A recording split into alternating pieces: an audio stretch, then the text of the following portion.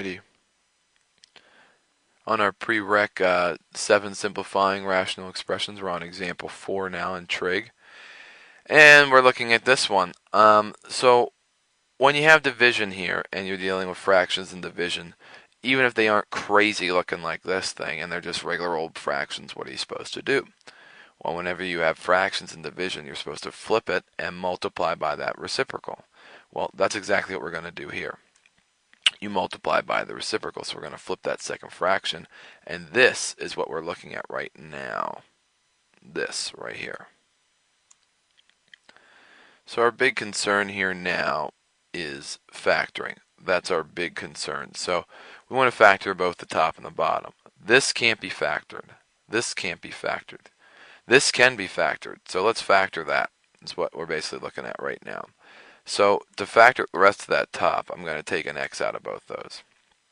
So I take an x out of both those, take an x out of both those, and I'm left with an x times 2x minus 3. And I also have that x plus 2 there on top. So there's my top. The bottom can be factored because this is a difference of squares down here as well. That 4 can be written as 2 squared. So actually I have an x minus 2 and an x plus 2. I also still have that 2x minus 3. So the top is all of that, and we just said we have an x minus 2, an x plus 2, and the 2x minus 3. So the point is, now I can see a whole bunch of stuff that I need to cross out. This 2x minus 3 I can cross out. This x plus 2 I can cross out. And all I have left is that x on top and that x minus 2 on the bottom, which happens to be your final answer.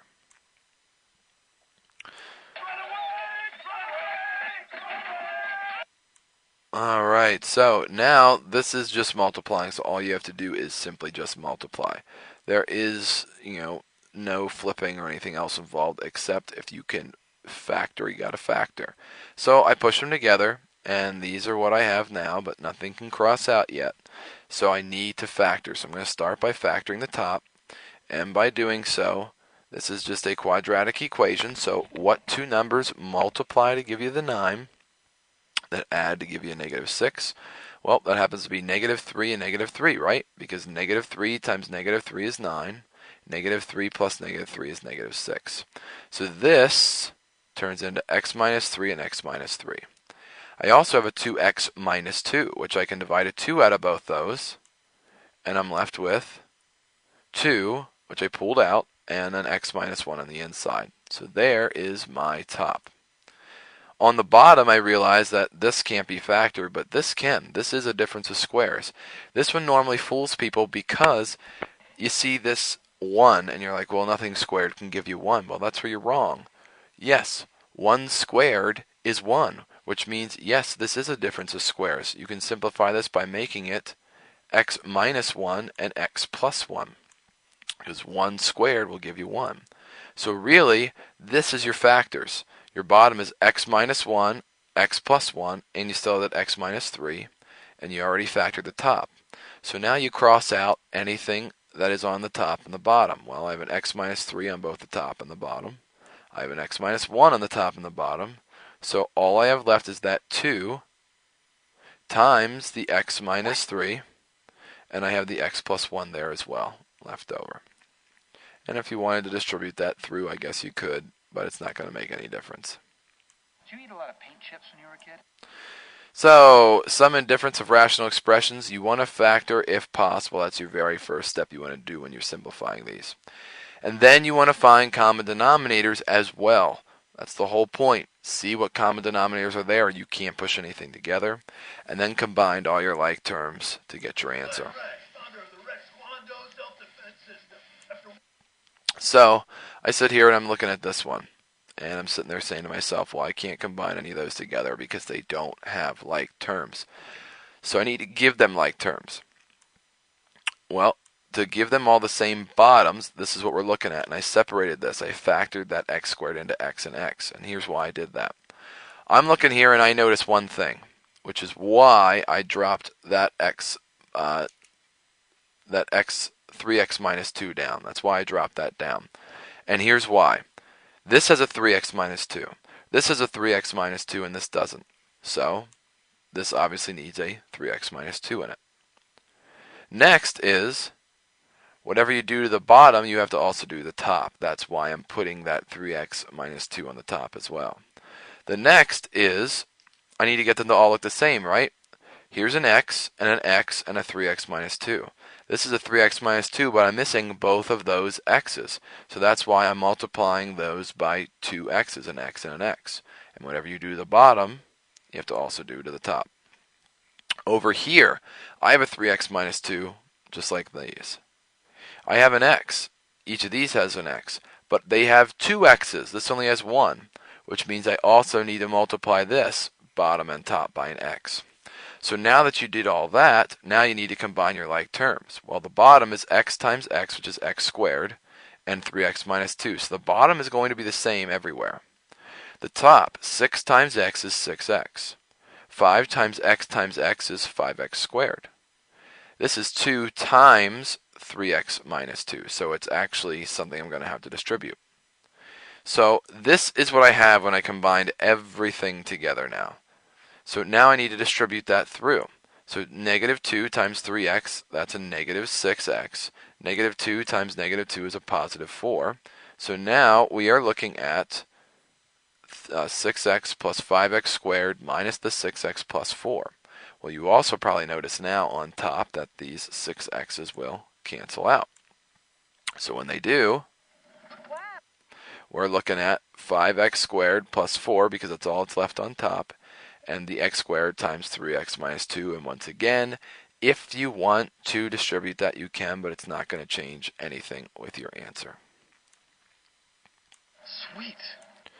So example 7, we have to factor first. So let's factor that bottom with everything. So I'm going to start with this one. I factor the bottom. What multiplies to give you that 9, that adds to give you 6. Positive 3 and positive 3. So this I separate into x plus 3 and x plus 3. Over here, this is a difference of squares. So this, I can rewrite that 9 as 3 squared. So I actually have an x minus 3 and an x plus 3. So that's what this gives me. This can't be factored. This can't be factored. This can't be factored. And this can't be factored. So here's what I'm looking at. Now I need to make the bottoms look the same. I have, looking at all three of these, right? This has two x plus 3's. This only has one. This doesn't have any. So what that means is I need to make sure that everything has two x plus 3's in it. So in order to do that, I'm going to multiply this by an x plus 3 and an x plus 3. And remember, what you do on the bottom, you also have to do on the top. This one only has one x plus 3. It has an x minus 3, and so does this one. This has two x plus 3's, and this only has one, so I'm going to multiply it by one x plus 3 on both the top and the bottom. Over here, this has two x plus 3's. This has two x plus 3's. This has two x plus 3's. But these all have an x minus 3, and this one doesn't, which means I have to multiply this one on both the top and the bottom by an x minus 3. So this is what I get. I know it looks like a lot, but they're all the same now on the bottom. So when I combined everything together, right, the bottoms are the same, but all of that needs to go together. So there's no lie, it's FOIL time. So this is 2x times x is 2x squared. 2x times negative 3 is negative 6x. 5 times x is positive 5x, and 5 times negative 3 is negative 15. This one is x times x, which I guess we're going to move on here. Yep, there we go. X times x, which is x squared, and x times 3, which is 3x. So here is the bottom. Remember, the bottom's the same. And this is just a 1, so that really doesn't matter. So this is just x times x, which is x squared. X times 3, which is 3x. 3 times x, which is 3x. 3 times 3, which is 9. So after combining the like terms, there we go. And since that's the bottom, it's the same in all of them. So I can take this and this and this and add them all together. So now I have to, like adding polynomials, add all those together. So I have a 2x squared, another x squared, and another x squared, which gives me 4x squared. I have a negative x, a 3x, and a 6x. So when I add those together, it gives me an 8x. I have a negative 15 and a 9, which will give me a negative 6. And on the bottom, I have the x plus 3 squared and x minus 3. So there's my top and my bottom. If I can keep factoring to simplify this, I have to keep factoring. What I realize is all of these have a 2 in them. So I'm going to take a 2 out of everything on the top to give me this. And I have to see if I can factor that.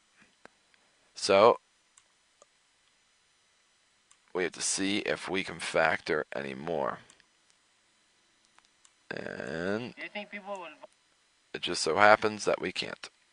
So when we come back here, we're going to finish up on the simplifying really, really complex fractions.